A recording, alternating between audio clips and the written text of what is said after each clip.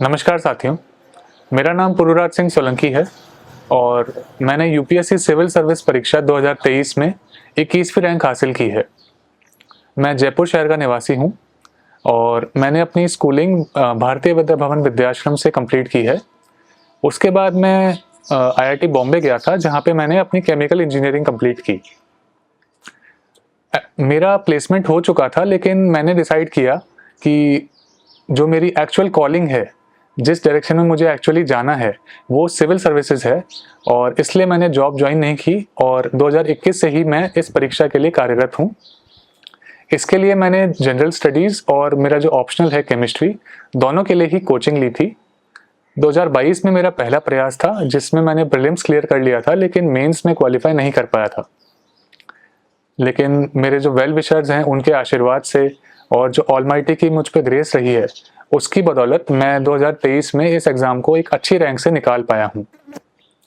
इस वीडियो के माध्यम से मैं आपको केमिस्ट्री ऑप्शनल मैंने क्यों चूज़ किया और केमिस्ट्री ऑप्शनल में मैंने ऐसा क्या चेंज किया अपने दूसरे प्रयास में, जिससे मेरा सिलेक्शन हो पाया, इन सभी एस्पेक्ट्स के बारे में आपको बताना चाहूँगा। यूपीएससी परीक्षा में ऑप्शनल का एक बहुत महत्वपूर्ण योगदान रहता ही है और मैंने अपना ऑप्शनल केमिस्ट्री 1 महीने के रिसर्च और जो सभी लोगों से पूछताछ करने के बाद ही इसे चूज़ किया था।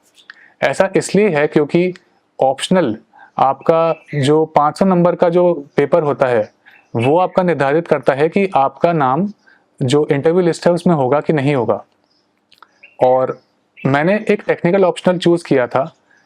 अमूमन ऐसा देखा जाता है कि जो इंजीनियरिंग बैकग्राउंड के स्टूडेंट होते हैं या फिर जो भी टेक्निकल बैकग्राउंड के स्टूडेंट होते हैं, वो अपना ऑप्शनल चेंज कर लेते हैं और ह्यूमैनिटीज़ ऑप्शनल चूज़ कर लेते हैं। परंतु मेरी स्ट्रैटेजी यही रही थी कि मेरा जो इंटरेस्ट है, उसके हिसाब से ऑप्शनल चूज़ करना ज़्यादा समझदारी वाला काम होगा, क्योंकि आपको वो ऑप्शनल 2, 3 या फिर उससे ज़्यादा साल भी पढ़ना पड़ सकता है और ये आपका ही मोटिवेशन रहेगा कि आप उस ऑप्शनल को कितना आगे तक कवर कर पाते हैं। उस ऑप्शनल को आप ऐसे चूज़ करिए जिसमें आपका कंफर्ट जोन हो, जिसके रिसोर्सेज आपको इजीली अवेलेबल हों और जिसकी गाइडेंस और सपोर्ट सिस्टम आपके लिए इतना एडिक्वेट हो कि आप इस परीक्षा को पार कर पाएँ। केमिस्ट्री ऑप्शनल की तरफ मेरा रुझान आईआईटी जेईई के टाइम से ही था और उसके बाद जब मैं इसका रिसर्च कर रहा था कि मुझे कौन सा ऑप्शनल चूज़ करना चाहिए, तब मैंने इसके प्रीवियस ईयर क्वेश्चन देखे और मैंने ऐसा पाया कि इसका काफ़ी ओवरलैप है आईआईटी जेईई सिलेबस से। जो भी चीज़ें नई है वो उन चीज़ों ने मुझे एक तरह से उत्साहित किया कि मैं इसमें और इसकी तरफ और अपना रुझान बढ़ाऊं और इस डायरेक्शन में मैंने अपना जो गाइडेंस लिया है वो श्री आर के सिंह सर से लिया है, जो कि केमिस्ट्री डायस इंस्टीट्यूट से एसोसिएटेड हैं। उन्होंने 9 से 10 महीने का एक फाउंडेशन कोर्स तैयार किया है केमिस्ट्री के लिए, जो कि बहुत यूज़फुल रहता है आपको सिलेबस को टाइम लिमिट में कंप्लीट करने के लिए। प्रीलिम्स एग्जामिनेशन पार करने के बाद मैंने दोनों ही अटेम्प्ट में उनके अंडर टेस्ट सीरीज प्रोग्राम भी कंप्लीट किया था। टेस्ट सीरीज प्रोग्राम का फ़ायदा हमेशा से यही रहता है कि आप 3 घंटे के अंदर टॉपिक को चूज़ करना भी समझ जाएं, क्योंकि इस ऑप्शनल में चॉइस रहती है, जैसा कि सारे ऑप्शनल में रहती है, और आपको चूज़ करना आना चाहिए कि आपको कौन सा सवाल करना है और कौन सा नहीं करना है। तो आपको चॉइस भी करनी है उन 3 घंटों में और आपको पेपर भी पूरा कंप्लीट करना है। क्योंकि पहले प्रयास में मेरा मुझसे गलती रही थी कि मैं अपने 35 नंबर का सवाल कंप्लीट नहीं कर पाया था। इस प्रयास में मैं पूरी तरह से अपना पेपर कंप्लीट कर पाया और जिस तरह के रुझान आ रहे हैं रिजल्ट्स के, उसके हिसाब से ये कहना बिल्कुल सही रहेगा कि मैं इस बार केमिस्ट्री में टॉपर रहा हूँ। मेरे 334 नंबर आए हैं इस बार और लास्ट ईयर 253 नंबर थे। तो इस हिसाब से मैंने कुछ 81 नंबर का अपना स्कोर इम्प्रूव किया है। इस ऑप्शनल को लेने की खास बात यह है कि जितनी बार आप इसको रिवाइज करेंगे, उतनी बार आपके ये चीज़ें दिमाग में आसानी से सेटल होती रहेंगी।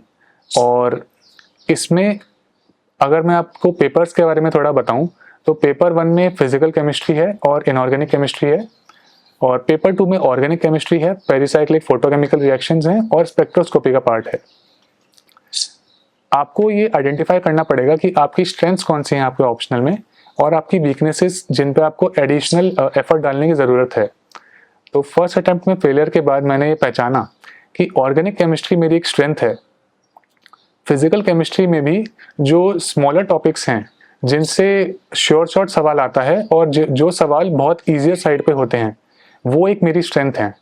तो इनको मैंने बिल्कुल पक्का कर लिया और इनसे कोई भी सवाल आता था तो मैं कभी चूकता नहीं था। जो टॉपिक्स ऐसे लगे मुझे जिनमें मुझे थोड़ा और काम करने की ज़रूरत है, जैसे कि पेपर 2 में स्पेक्ट्रोस्कोपी वाला पार्ट है जो कि हम ऑप्शनल लेने तक बिल्कुल पढ़ते नहीं हैं। अगर आप केमिस्ट्री बैकग्राउंड से नहीं है तो आपको इसके बारे में बिल्कुल पता होता नहीं है। इस पार्ट को मैंने थोड़ा और गहराई से समझा और रंजन सर की इसमें बहुत हेल्प रही इस पार्ट को अच्छे से समझने में। पेपर 1 में जो इनऑर्गेनिक वाला पार्ट है, अगर आप ऑप्शनल चूज करते हैं तो आपको ऐसा लगता है कि इनऑर्गेनिक वही IIT JEE वाली रटंत जो विद्या होती है वैसी ही होगी, लेकिन अगर आप सिलेबस को देखेंगे UPSC को तो आपको पता चलेगा कि जो इनऑर्गेनिक का पार्ट होता है वो बहुत ही लिमिटेड है UPSC में, और आपको बहुत ही लिमिटेड तैयारी करनी है। आप उसको आसानी से 1 या 2 महीने में कवर कर सकते हैं। एक चीज़ जो मैंने चेंज की पहले प्रयास से दूसरे प्रयास में, जिससे मुझे 80 से ज़्यादा नंबर का फ़ायदा हुआ, वो ये है कि मैंने टाइम लिमिट में टेस्ट सॉल्व करने के ऊपर स्पेशल फोकस किया। क्योंकि अगर आप टाइम लिमिट में टेस्ट को पूरी तरह से सॉल्व नहीं कर पाते हैं तो फाइनल पेपर में भी आपके सवाल छूटेंगे ही। और जैसा कि इस बार ट्रेंड था कि 5-5 नंबर के सवाल ज़्यादा पूछे गए थे, तो उससे पेपर और लेंदी हो गया था। लेकिन क्योंकि मैंने उस तरह की प्रैक्टिस की थी पहले से, तो मैं पूरे पेपर को कंप्लीट कर पाया और मेरे इसमें पेपर में हाईएस्ट नंबर आए 176। सेकंड चीज़ मैंने जो चेंज की वो ये है कि मैंने जो प्रैक्टिस करने वाले टॉपिक्स थे, जैसे कि स्पेक्ट्रोस्कोपी है और फिजिकल केमिस्ट्री में जो आपके न्यूमेरिकल वाले पोर्शन हैं, उन पे बहुत ज़्यादा फोकस किया। डेरिवेशन वाला जो पार्ट है वो आपको इतनी बार आपको लिख लिख के कंठस्थ हो जाना चाहिए कि अगर आपको रात में भी पूछा जाए कि आप ये डिराइव कर दो तो आप कर पाएं। तो इसमें मल्टीपल रिवीजन और परसिवियरेंस और जो न्यूमेरिकल्स की जो प्रैक्टिस होती है, न्यूमेरिकल प्लस डेरिवेशन की जो प्रैक्टिस होती है, उस पर आपको स्पेशल फोकस करना पड़ेगा अगर आपको केमिस्ट्री ऑप्शनल के साथ इस एग्ज़ाम को पास करना है। फाइनली मैं अपने सभी जो वेल विशर्स हैं, जो भी लोग जिन्होंने मेरी प्रिपरेशन में बहुत महत्वपूर्ण भूमिका निभाई है, खासकर कि जो मेंस प्रिपरेशन है और इंटरव्यू प्रिपरेशन है, जिसके दौरान मैं कई सारे ब्यूरोक्रेट से भी मिला मेरे पिताजी के संदर्भ से, उन सभी को मैं बहुत तहे दिल से शुक्रिया अदा करना चाहता हूँ कि उन्होंने मेरा कॉन्फिडेंस बिल्डअप करने में एक बहुत बड़ी भूमिका निभाई है। और मैं आशा करूँगा कि मैं उन सब की उम्मीदों को सर्विस में आने के बाद उन पर खरा उतर सकूँ। आप सभी का बहुत बहुत धन्यवाद। और मेरी आशा है कि जो भी कैंडिडेट मेरी इस परीक्षा में सफल होने के लिए इधर उधर के रिसोर्सेज और वीडियोस तलाश रहे हैं कि कहीं से कोई स्ट्रैटेजी मिल जाए, कहीं से कोई अच्छी चीज़ मिल जाए, उन्हें शायद इस वीडियो से थोड़ा कुछ लाभ मिले। और मैं उन सभी के लिए तहे दिल से कामना करूँगा कि वो सभी इस परीक्षा में पास हो जाएं। बहुत बहुत धन्यवाद।